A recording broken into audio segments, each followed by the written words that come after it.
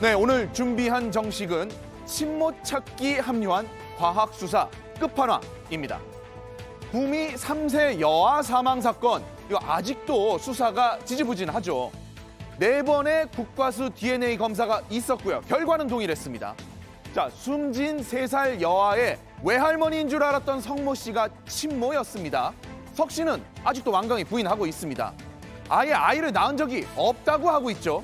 자, 이 정도 과학적 증거를 들이밀면 보통의 피의자는 인정합니다.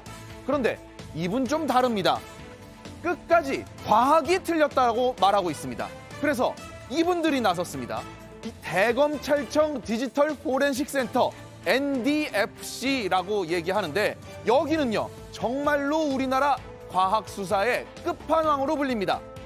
국립과학수사연구소와 그러면 뭐가 다른가 한번 봤습니다. 자, 국과수는 말이죠, 이렇게 행안부 산하에 있습니다. 그리고 NDFC는 대검찰청 산하입니다.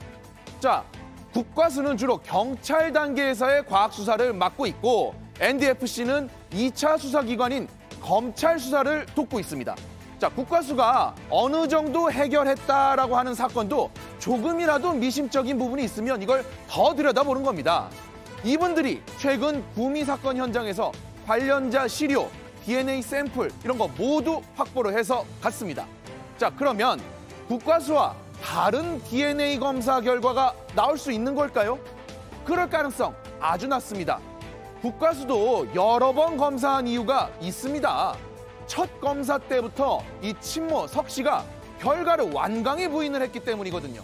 그래서 혹시 몰라서 여러 번 검사를 한 겁니다. 하지만 결과는 같았죠.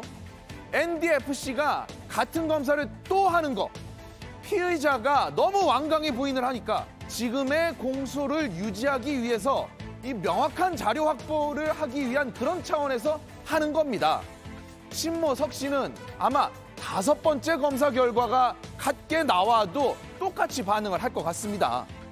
아이를 낳은 적 없다, 과학수사가 틀렸다.